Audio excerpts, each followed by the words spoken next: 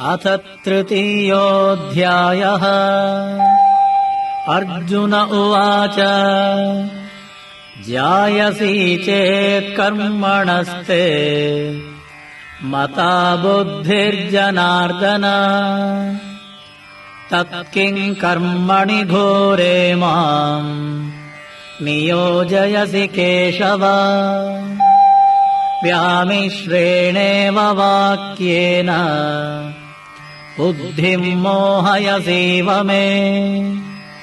तदेकं वद निश्चित्य येन श्रेयोऽहमाप्नुयाम्। श्रीभगवानुवाच लोकेऽस्मिन् द्विविधा निष्ठा पुरा प्रोक्ता मया नघ। ज्ञानयोगेन साङ्ख्यानाम् कर्मयोगेन योगिनाम्। न कर्मणामनारम्भात् नैष्कर्म्यम् पुरुषोऽश्नुते। न च सन्न्यसनादेव सिद्धिं समधिगच्छति। न हि कश्चित् क्षणमपि जातु तिष्ठत्य कर्मकृत्। कार्यते ह्यवशः कर्म सर्वः प्रकृतिजैर्गुणैः। कर्मेन्द्रियाणि संयम्य य आस्ते मनसा स्मरन्। इन्द्रियार्थान् विमूढात्मा मिथ्याचारः स उच्यते। यस्त्विन्द्रियाणि मनसा नियम्यारभतेऽर्जुन। कर्मेन्द्रियैः कर्मयोगम् असक्तः स विशिष्यते। नियतं कुरु कर्म त्वम् कर्मज्यायो ह्यकर्मणः। शरीरयात्रापि च ते न प्रसिद्ध्येद कर्मणः। यज्ञार्थात् कर्मणोऽन्यत्र लोकोऽयं कर्म बन्धनः। तदर्थं कर्म कौन्तेय मुक्तसङ्गः समाचर। सह यज्ञाः प्रजा सृष्ट्वा पुरोवाच प्रजापतिः। अनेन प्रसविष्यध्वम् एष वोस्त्विष्टकामधुक्। देवान् भावयतानेन ते देवा भावयन्तु वः। परस्परं भावयन्तः श्रेयः परमवाप्स्यथ। इष्टान् भोगान् हि वो देवाः दास्यन्ते यज्ञभाविताः। तैर्दत्तानप्रदायैभ्यः यो भुङ्क्तेस्तेन एव सः। यज्ञशिष्टाशिनः सन्तः मुच्यन्ते सर्वकिल्बिषैः। भुञ्जते ते त्वघम् पापाः ये पचन्त्यात्मकारणात्। अन्नाद्भवन्ति भूतानि पर्जन्यादन्नसम्भवः। यज्ञाद्भवति पर्जन्यः यज्ञः कर्म समुद्भवः। कर्म ब्रह्मोद्भवम् विद्धि ब्रह्माक्षरसमुद्भवम्। तस्मात् सर्वगतम् ब्रह्म नित्यं यज्ञे प्रतिष्ठितम्। एवं प्रवर्तितं चक्रम् नानुवर्तयतीह यः। अघायुरिन्द्रिया रामः मोघम् पार्थ स जीवति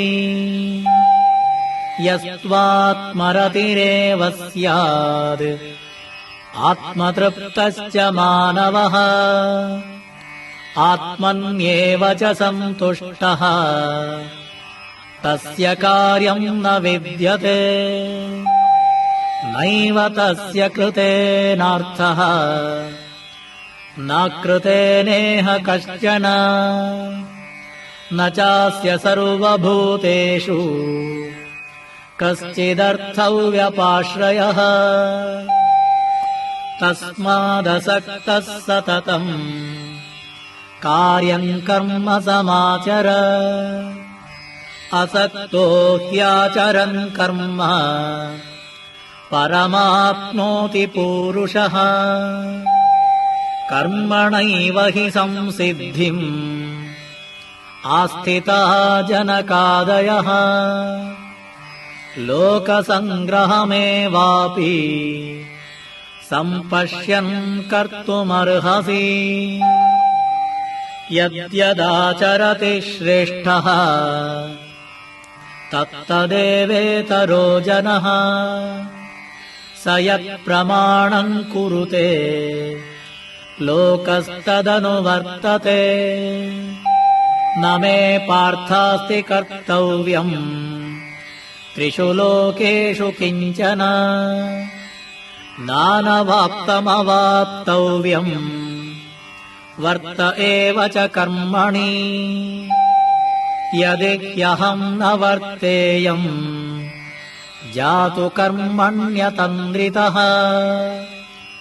मम वर्त्मानुवर्तन्ते मनुष्याः पार्थ सर्वशः उत्सीदेयुरिमे लोकाः न कुर्याम् कर्म चेदहम् शङ्करस्य च कर्ता स्याम् उपहन्यामि मा प्रजाः सक्ता कर्मण्यविद्वांसः यथा कुर्वन्ति भारत कुर्यात् विद्वांस्तथा सक्तः चिकीर्षुर्लोकसङ्ग्रहम् न बुद्धिभेदम् जनयेत् अज्ञानाम् कर्मसङ्गिनाम् जोषयेत् सर्वकर्माणि विद्वान् युक्तः समाचरन्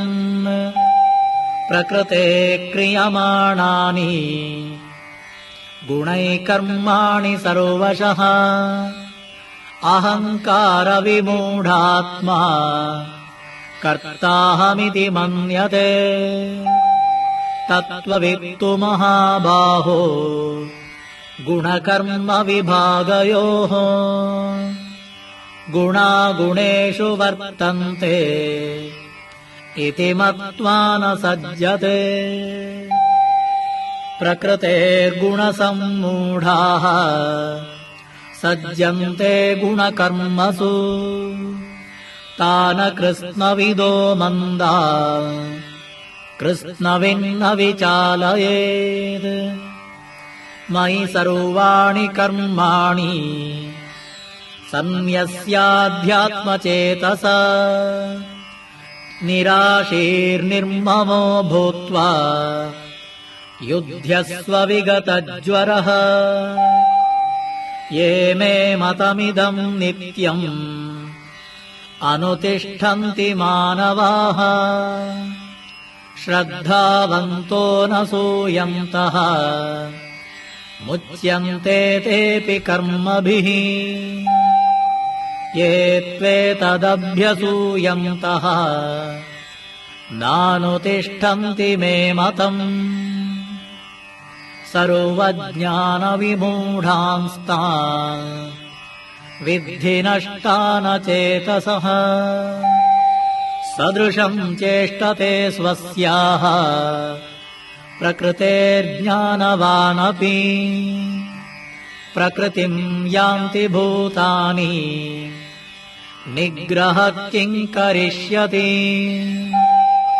इन्द्रियस्येन्द्रियस्यार्थे रागद्वेषौ व्यवस्थितौ तयोर्नवशमागच्छेत् तौ ह्यस्य परिपन्थिनौ श्रेयान् स्वधर्मो विगुणः परधर्मात् स्वनुष्ठितात् स्वधर्मे निधनं श्रेयः परधर्मो भयावहः।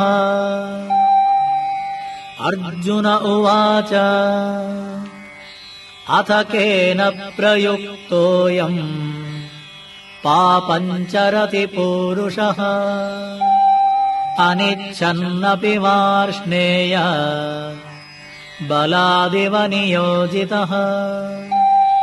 श्रीभगवानुवाच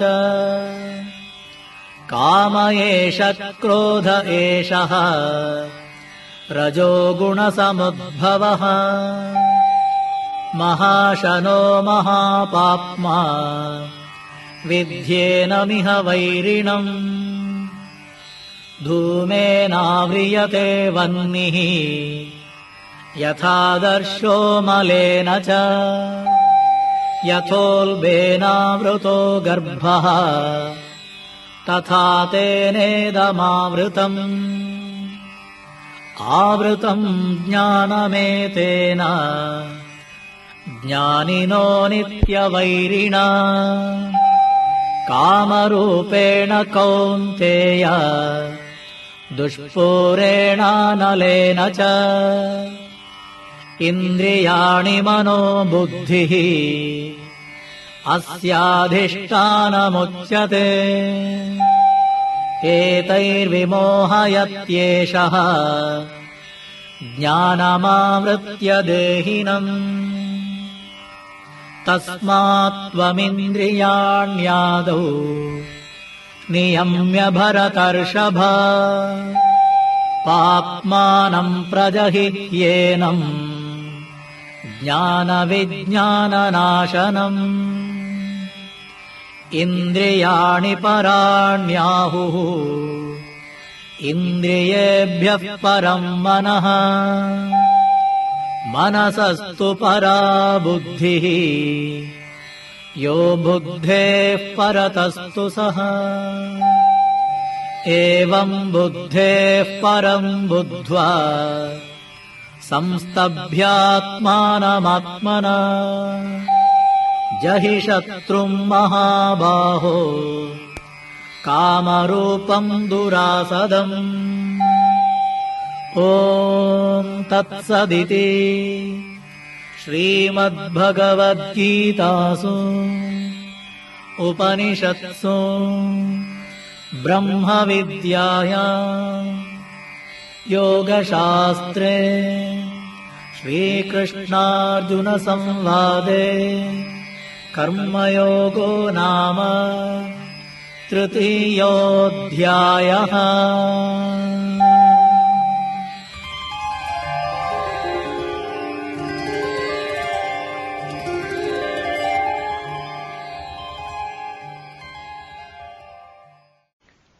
Srimad Bhagavad Gita, Chapter 3, Karma Yoga.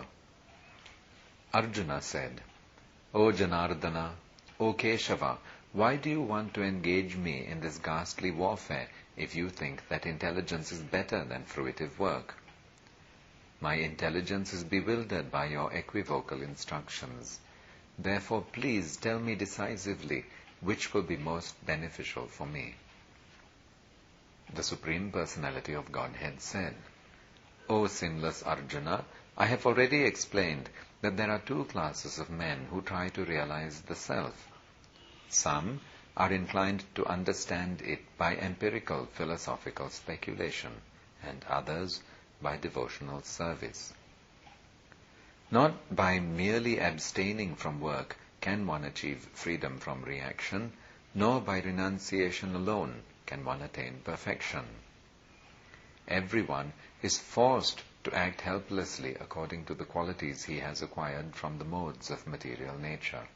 Therefore, no one can refrain from doing something, not even for a moment. One who restrains the senses of action, but whose mind dwells on sense objects, certainly deludes himself and is called a pretender. On the other hand, if a sincere person tries to control the active senses by the mind and begins karma yoga in Krishna consciousness without attachment, he is by far superior. Perform your prescribed duty, for by doing so, Perform your prescribed duty, for doing so is better than not working. One cannot even maintain one's physical body without work. Work done as a sacrifice for Vishnu has to be performed. Otherwise, work causes bondage in this material world. Therefore, O son of Kunti, perform your prescribed duties for his satisfaction, and in that way you will always remain free from bondage.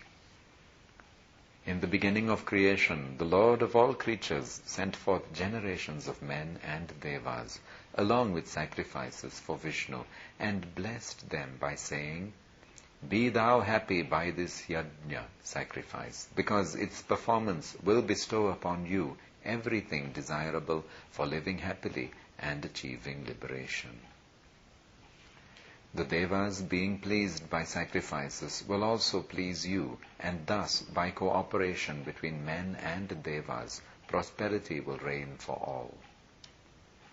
In charge of the various necessities of life, the devas, being satisfied by the performance of yajna, sacrifice, will supply all necessities to you. But he who enjoys such gifts without offering them to the devas in return is certainly a thief. The devotees of the Lord are released from all kinds of sins because they eat food which is offered first for sacrifice. Others who prepare food for personal sense enjoyment verily eat only sin. All living bodies subsist on food grains which are produced from rains. Rains are produced by performance of yajna, sacrifice, and yajna is born of prescribed duties. Regulated activities are prescribed in the Vedas, and the Vedas are directly manifested from the Supreme Personality of Godhead. Consequently, the all-pervading transcendence is eternally situated in acts of sacrifice. My dear Arjuna, one who does not follow in human life the cycle of sacrifice thus established by the Vedas certainly leads a life full of sin. Living only for the satisfaction of the senses, such a person lives in vain. But for one who takes pleasure in the self, whose human life is one of self-realization, and who is satisfied in the self only, fully satiated, for him there is no duty. A self-realized man has no purpose to fulfill in the discharge of his prescribed duties, nor has he any reason not to perform such work, nor has he any need to depend on any other living being.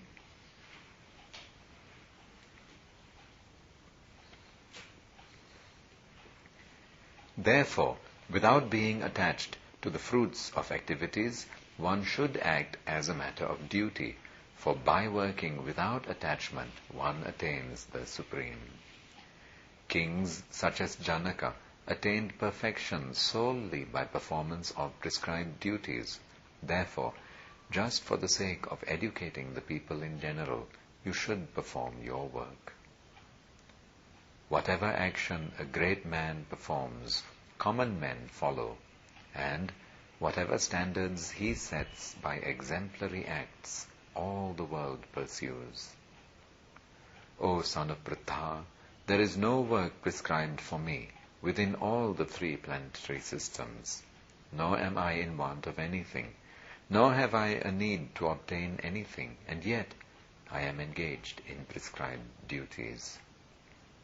For if I ever failed to engage in carefully performing prescribed duties, O Partha, certainly all men would follow my path.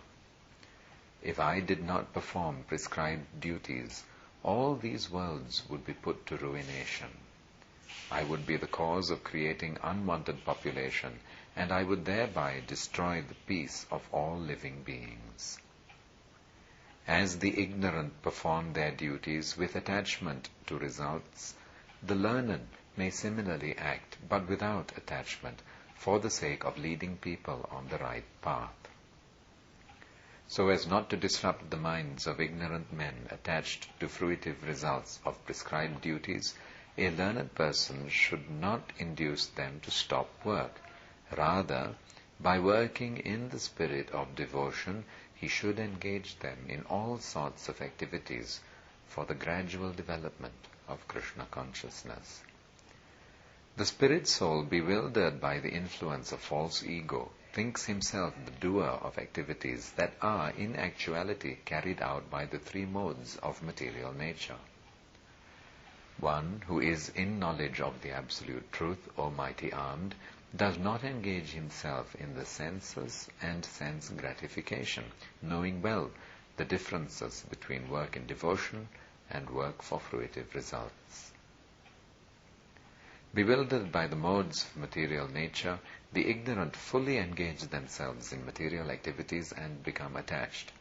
But the wise should not unsettle them, although these duties are inferior due to the performer's lack of knowledge.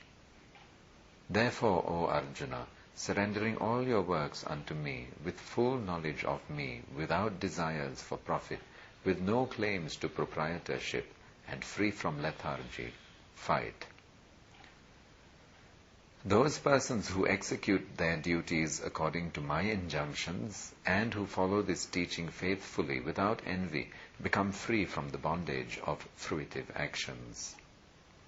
But those who, out of envy, disregard these teachings and do not follow them are to be considered bereft of all knowledge, befooled, and ruined in their endeavors for perfection. Even a man of knowledge acts according to his own nature, for everyone follows the nature he has acquired from the three modes.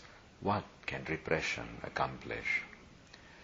There are principles to regulate attachment and aversion pertaining to the senses and their objects.